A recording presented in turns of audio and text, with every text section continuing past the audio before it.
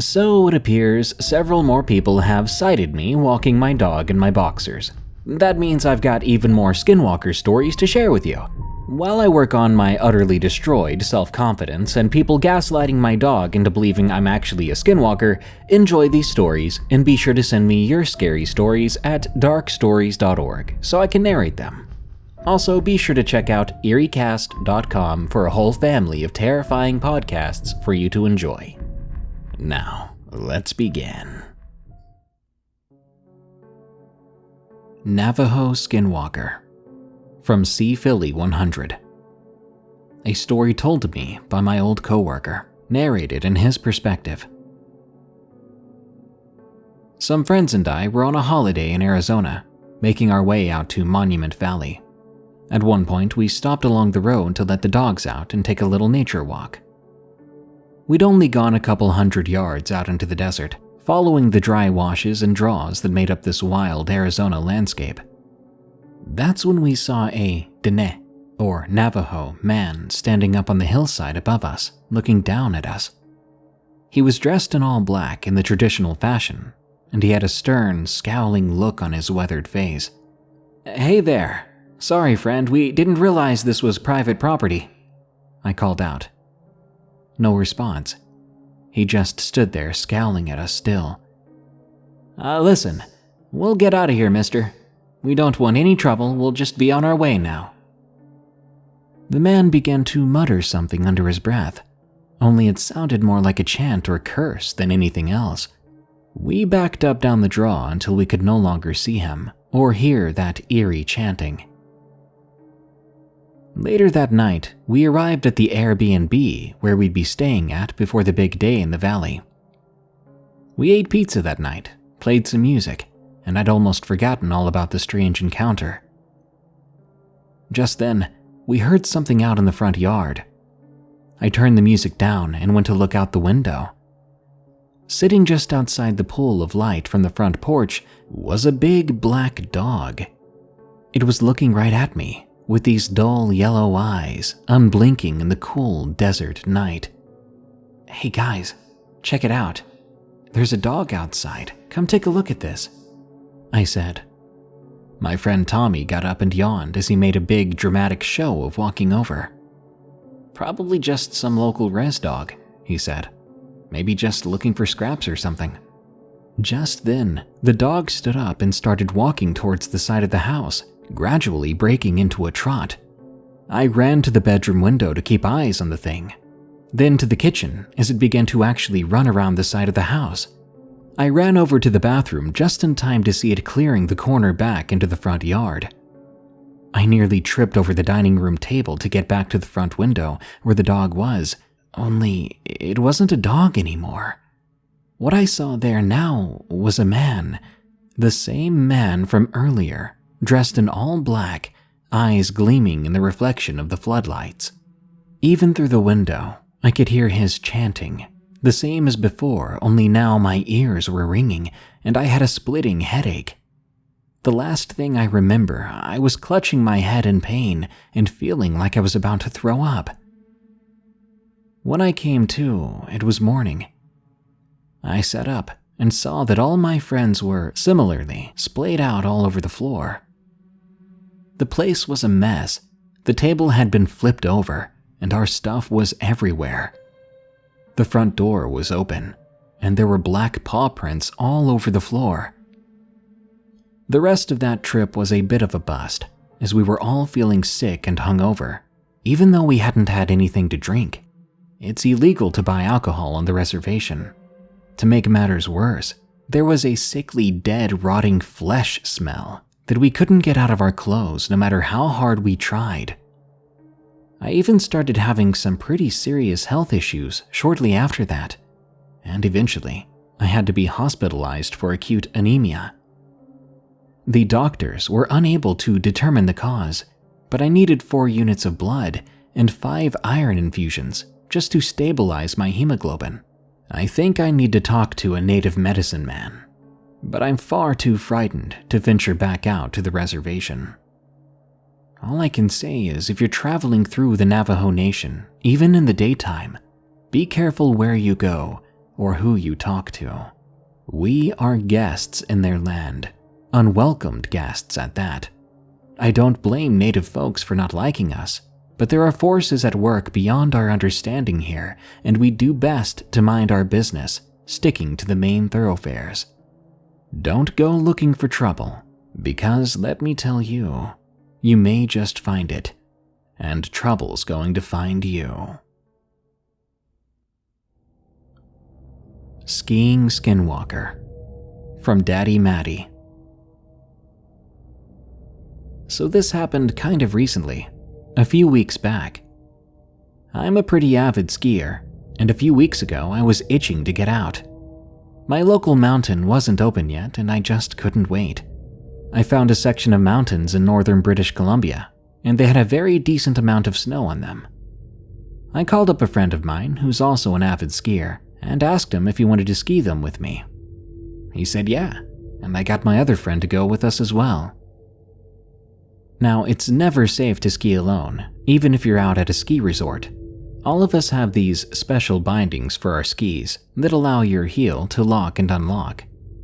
These bindings, along with what's called skins, allow us to basically walk on snow. We planned to go for 5 days and do one big loop. We'd climb up peaks and mountains and ski down them, and just do that for all 5 days. The three of us all took one vehicle and loaded up our packs, strapping on our gear and heading out. The first 3 days were a dream. We skied some of the best snow of our lives. There was one section that was so great and so much fun, we stayed a little longer than we should have. After looking at the time, we decided to get heading towards our camp. It got dark out, and once the sun was out of sight, I got an eerie feeling. Not like I was being watched, but more like stalked, like something was following us. We turned on our headlamps, but after 5 minutes my lamp died, which made no sense because I had put fresh batteries in it earlier that day. Not even 10 minutes later, one of my friend's lamps died too. We had our one friend whose lamp was still on leading us from the front. Given past experiences in my life, I thought something was up. However, my friends just said it was the cold that killed the batteries. We were hiking on a ridge, and about 1 kilometer ahead was another ridge. That's where I saw 2 red dots, which I later assumed to be eyes. I told my friend to turn off the lamp, and I told them both to look across at these red dots. There they were, crimson red eyes, looking right at us. Around the same time, we heard a loud howl, but it was so distorted it sounded more like a scream. We heard these screams all night. We made camp, accompanied by these screams. At about 6-ish a.m., I was awakened to the sound of walking and heavy panting outside our tents. I stayed still, terrified of what could be out there. I remembered the screams of the night before. I heard whatever it was beginning to walk away, and I opened my tent slightly, just enough for one eye to peek out. Then I saw it, this huge black wolf. It was standing by a tree. It was about half as tall as the tree itself, about 10 to 12 feet. It jumped right around, and the crimson red dots that we'd seen before now stared right back at my one eye. Then it screamed. In the scream you could almost make out in a distorted way,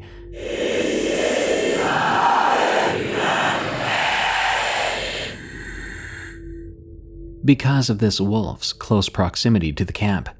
The scream woke up my friends. Then it ran off. That morning we got up and headed out. It sounded like that thing had said, "This is my mountain," and I hoped it wasn't talking about the specific mountain we were on. Just as we were about to set out again, we saw it in broad daylight on the ridge across from us.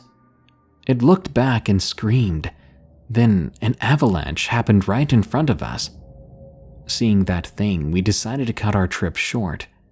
We made our way to a shortcut. This took us all day and it was getting dark, but we kept going even through the dark. We were now in a valley and we continued on, eventually seeing those red eyes again on top of a hill staring down at us. we decided to make our way up to the opposite hill that the eyes were on. We got halfway up the hill with a large part of the mountain looming above us. The screams returned then. That night was a sleepless one, as I was constantly awake hearing those screams, knowing that something was outside. I pretended to sleep though, hoping that that thing would leave in peace. I know it returned into our camp, but eventually I did hear it walk away. I heard it scream again before leaving. After it was gone, we got up and packed up. Just as we set out, when we were about 30 feet away from our camp, an avalanche came pouring down right in the place we were just sleeping. We booked it out of there, making it back to the truck. I looked back as we drove away, looking right into that wolf's eyes again. I'm not really sure what that thing wanted. Maybe just privacy, wanting us to leave, but maybe it had different ideas. Something tells me if we had been caught in that avalanche, we would have ended up as a tasty cold meal for that thing. There are things in the mountains we're not meant to see. Stay safe this shredding season. Skinwalker story, I think, from Butterfly7. Just a few days ago, I was at my aunt's house. I was going to be staying for 2 nights. I'm from Hawaii and have lots of strange and creepy experiences, and I'm here to share this one with you in particular. We were out in the woods of Pennsylvania. I was a little creeped out by the woods, but I didn't really dwell on it. I've always been paranoid after all, and have really bad anxiety. On my first night there, I was asleep on an air mattress. However, it quickly deflated, and soon I was just basically on the floor. I was looking out the windows that had the blinds down. My parents were sleeping downstairs, and my brothers were asleep on the couch. As I began to finally calm down, I started to hear light scratching sounds coming from the roof. I brushed it off and started scrolling through some videos on YouTube, trying to distract myself. As I said, I'm just paranoid sometimes, and I figured the sound was nothing. As I listened to some music, I began hearing banging sounds, and even more, louder scratching coming from the roof. I plugged both my earbuds in, and after a while, the sounds changed to a walking sound, like someone walking in a circle above me. I was still trying to convince myself it was just a tree branch, but the thought of it being anything else quickly sunk into my mind. After a while, it stopped, but I was still freaked out, and it took a long time for me to finally get some sleep. The next day was fun. We went out to eat, and I got upgraded from the air mattress to my cousin's old bed. The thoughts of last night had mostly left my mind. That night, when I was getting settled into my cousin's bed, I constantly looked out the window. It was getting dark, and the window didn't have curtains or anything like that. I put some thick blankets on the bed and started to relax. Like the night before, I turned on some YouTube, looking up some animations, I think. After a while, my aunt said goodnight and turned off all the lights, closing the door. Just then, I saw movement outside, so I looked up and out the window. The banging and scratching sounds came again, soon followed by that circular pacing right above me. I closed my eyes, taking in deep breaths, trying to calm myself. I turned up the video I was watching, and after a while, the noise stopped. I felt calm enough to open my eyes. But when I did, I peered out the window and saw something that I don't think I should have. Whatever it was, it looked like a starved wolf with deer-like limbs and big, glowing eyes, glowing in the same way a cat's eyes would if you flash light on them. This thing stood on hind legs without breaking eye contact with me. I watched, petrified, as it began to walk closer to the window. I gathered my courage and quickly got up, walking to the bathroom. I stayed in the bathroom for a very long time. After that, I crept out of the bathroom and slid into bed. I glanced over at the window, and I saw the same big yellow eyes staring at me. I don't think I slept that night, and I was ever so happy to leave when the trip was over.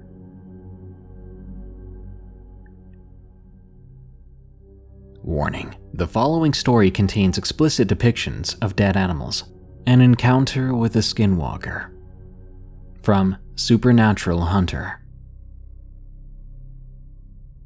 On the news one day, we heard of this little girl who had gone missing on a family hike.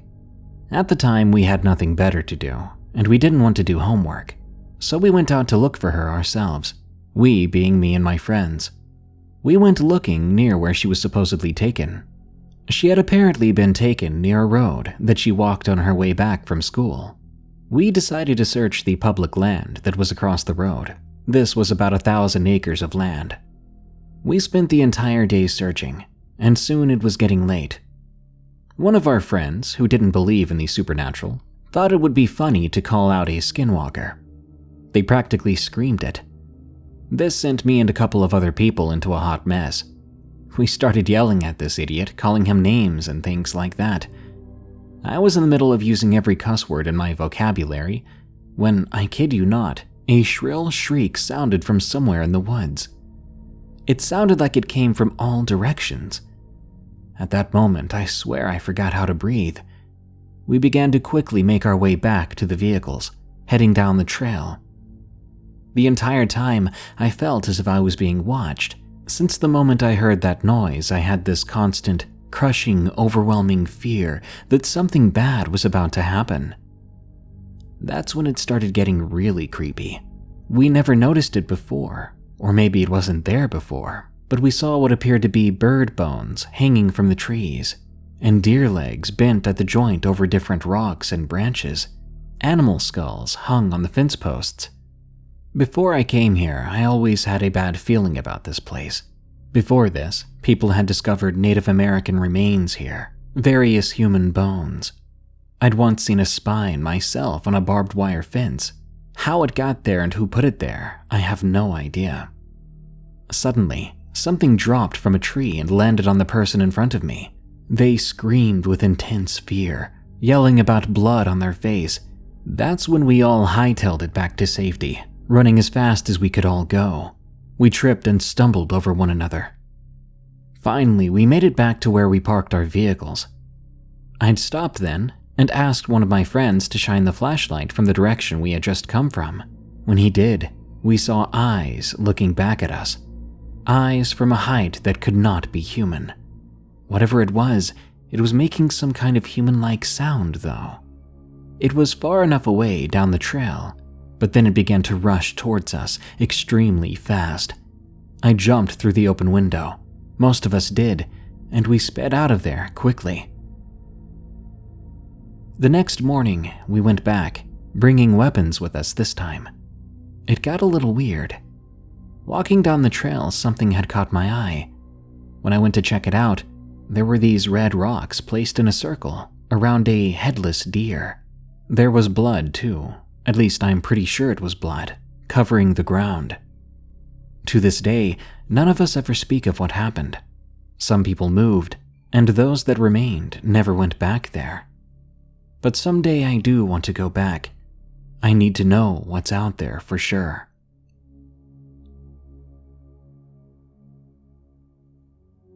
Skinwalker in Shreve, Ohio. From Pat from Shreve. This was my experience with a skinwalker in Wayne County, Ohio.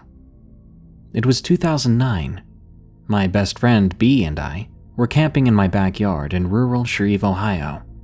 I grew up on a couple of acres of land surrounded by roughly 1,500 acres of farmland.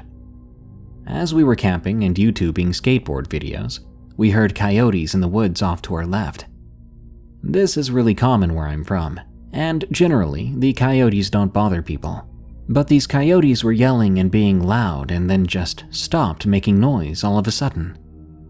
This was the first thing that really had us on edge. Then, out of nowhere, we hear this sniffing sound, which sounded like it was coming from a very large dog. It was coming from literally right outside the tent. To be honest, we were pretty freaked out. This would be the closest a coyote had ever been to either of us. But then the unthinkable happened. A hand that was more human in shape ripped open the tent door, but then there was silence and stillness. Whatever had tore up our tent had just stopped. It wasn't doing anything. We sat there in that terrifying silence, just looking out in the dark for what felt like 5 minutes or so. Suddenly, something huge began to crawl underneath the tent, growling viciously. My friend grabbed a hammer that we'd used for the tent stakes, and he began to beat away at this thing where he thought the head was, instead of a pained cry or yelp like any normal dog would. This thing growled demonically. After hitting it a few times more, we sprinted through the tent door across the 1-acre yard and through the door to my garage. Every time I glanced back, I saw this big shadow following closely. No definition to it, just a pitch black form in the middle of nowhere. We get inside, and that's really where the story ends. I just remember being terribly scared for the whole night, and I never trusted those woods again. While I don't have any obvious ways to prove this was a skinwalker, it's all I can think it to be, based on it sounding like a large dog while having a human-like hand and making low demonic growling noises. I'll also note that while my friend B was running in front of me, I heard his voice yelling, "Stop," but it was coming from behind me. That's my tale, and that's why now I learn all I can about cryptozoology. Were-Coyote in Arizona. From AnonymousShadow. My family and a couple of cousins of mine all love riding cars, quads, and motorbikes. On a Monday, we went riding around the Wickenburg area, which was about 1 hour from our home.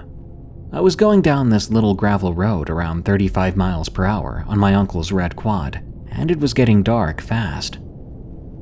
I got to this little hill at the end of the road, and I told myself, I'll just go down, turn around, and come back up, and go back to the cars. That was when I heard some rustling in the bushes at the edges of the turnaround area at the base of the little hill I was on. My heart began to race.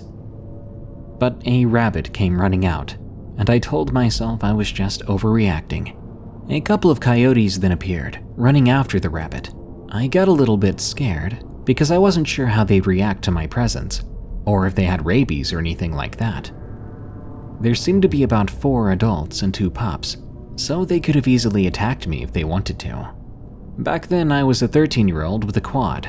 That wasn't going to save me if they decided to attack. Sure, I could try to run them over, but that meant I would have flown down the hill, most likely ending with me crashing. I decided to slowly start moving my quad as quietly as I could, kinda trying to pick it up and turn it. Yeah, I know, don't turn your back to predators, but at the time I was scared.